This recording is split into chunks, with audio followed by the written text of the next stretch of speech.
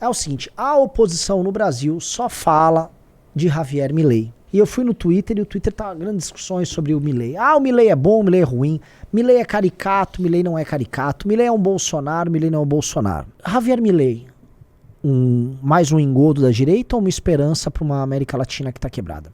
Mas eu quero falar sobre as implicações disso no Brasil. Por quê? Porque surtos de esperança oposicionistas surgem de tempos em tempos, tá? E dá pra cravar que o Milei está para os argentinos o que o Bolsonaro e o Trump foram para brasileiros e norte-americanos? Em certo sentido dá. A Argentina, ela apresenta, vamos dizer, um caso diferente dos demais, porque no momento que surge a direita populista, a Argentina não estava muito dada à política em redes sociais. Então, quando surge essa direita meio escandalosa, ou mesmo quando surge o MBL, quando surge a direita de redes sociais, a Argentina tinha ficado para trás. Mas a Argentina tinha feito algo que o Brasil não tinha feito. Ela elegeu, antes desse fenômeno de 2016 do Trump, ela elegeu um oposicionista para a presidência da República, que foi o Macri. O Macri fez uma campanha de oposição aos Kirchner, venceu a eleição, e isso equivale a caso no Brasil tivesse sido eleito o Aécio em 2014, ou seja, você tinha tirado o PT por vias eleitorais em 14 com o Aécio, e aí você vai e tem um governo do Aécio, que não convence. E aí na eleição seguinte o Aécio, sei lá, teria perdido para o Lula.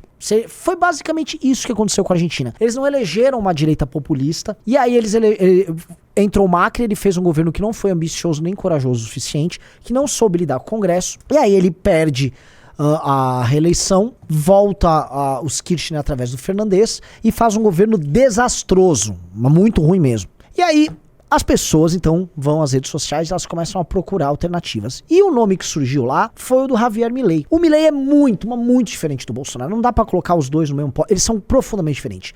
O Milei é um cara ilustrado no sentido de que ele é professor, é um cara com muitos livros publicados, com muitos artigos científicos publicados, que já foi de board de empresas grandes, ou ele foi economista no HSBC. Ele não é ele parece um doido, realmente. Aquele cabelo dele é muito esquisito, porque ele já foi cantor de banda cover do Rolling Stones, tá? Ele já foi jogador de futebol do Chacarita. Ele é uma figura muito exótica, o Milei. Só que ele é um cara inegavelmente inteligente e talentoso. O Milei é uma figura carismática, inteligente, talentosa, meio ridícula em muitas coisas, espalhafatoso, porque afinal de contas estamos em um país da América Latina. Se você quiser ser popular, você precisa ser espalhafatoso. Não imagine que você será elegante e você vai conseguir se comunicar com as pessoas mais simples. Isso não existe, pessoal, tá? Isso tá em outro mundo. As pessoas mais humildes, elas se identificam com pessoas que parecem com elas, têm comportamentos similares. E o Milei, ele tem profundas convicções ideológicas nas teses libertárias que ele gosta de defender, tá?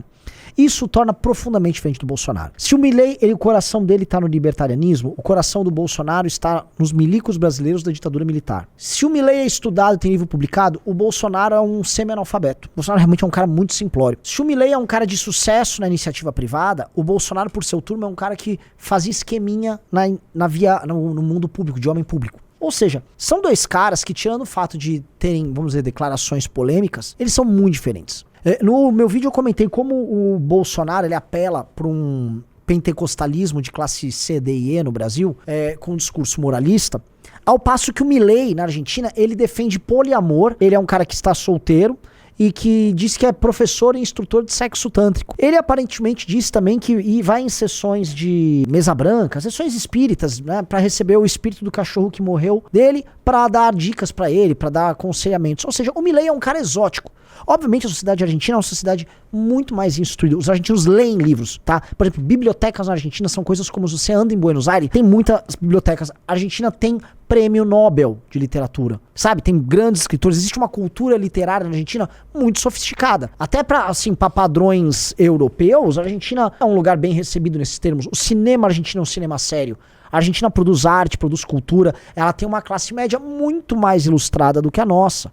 E ela não tem os miseráveis analfabetos que nós temos. Então, é diferente. Então, não dá pra comparar nem nestes termos o Milei com o Bolsonaro, porque o Milei pode, vamos dizer assim, ter um discurso, uma prática um pouco menos, vamos dizer assim, simplórios que o Bolsonaro tem aqui. O Milei é um cara espalhafatoso, meio ridículo, mas muito mais sofisticado que o Bolsonaro e que não apenas crê num conjunto de ideias, como tem desenvoltura para fazer a defesa dessas ideias.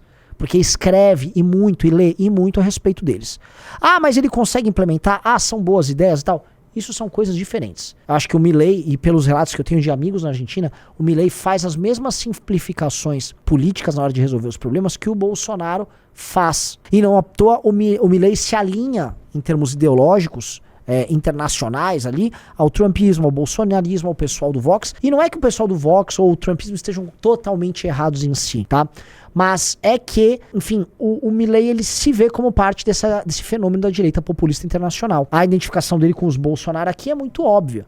O Milei também faz parte desse mix que a gente teve aqui nos Estados Unidos de libertários e ANCAPs que acabam se juntando a lideranças populistas. É uma personalidade muito diferente. Torço pra dar certo. Honestamente, a Argentina está completamente destruída e ela precisa de uma terapia de choque. É uma grande terapia de choque.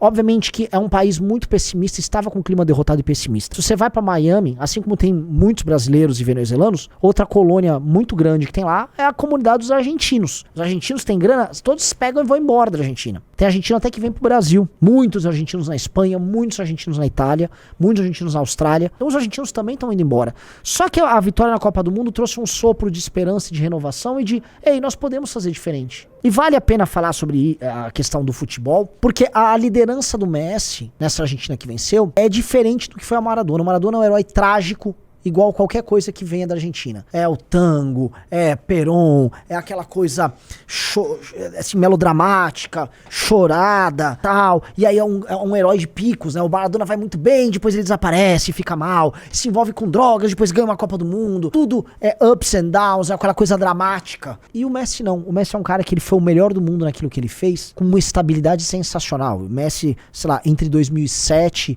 e 2023, ele jogou no mais alto nível, sem parar. Ele não teve oscilações. A oscilação é se ele era o primeiro ou o segundo melhor jogador do mundo. Essa era a oscilação do Messi. Então o Messi, ele traz um tipo de Argentina vencedora muito diferente da Argentina dramática, chorosa, com o espírito carregado. E esse clima que vocês vêm assistirem as imagens de como a Argentina comemora a vitória na Copa, é um clima novo, que para um lugar decadente, derrotado, falido, representa algo novo. Eu volto a falar, o caso argentino é muito diferente. É um povo mais inteligente que o brasileiro, é um povo que mesmo com autossabotagem é mais produtivo, muito mais instruído, que lê mais. É um povo que, se alguém soubesse soltar as amarras, desatar certos nós culturais que eles têm, uma propensão, volto a falar, a ser pessimista, uma propensão a uma espécie de um sindicalismo, uma inveja do sucesso, uma sensação de que a vitória e o sucesso são carregados de dramas e de explorações e de derrotas que tornam tudo aquilo problemático. Uma sociedade que é em si problemática, briguenta pra caramba. Se alguém desata esses nós, que são nós culturais muito profundos, a Argentina tem tudo pra ser um país de primeiro mundo como ela já foi. Não acho que o Milei é essa pessoa, mas acho que a chegada do Milei pode representar, e eu torço pra dar certo, tá? Mesmo ele andando com o Eduardo Bolsonaro e tal, pode representar, vamos dizer, um caminho radical de ruptura com uma forma de se fazer política na América Latina. Tal qual vem sendo um cara que não é libertário, mas flertou, por exemplo, com Bitcoin, que é o Bukele. O Bukele lá no El Salvador. Ou seja, a América Latina também está apostando em respostas radicais, muito duras,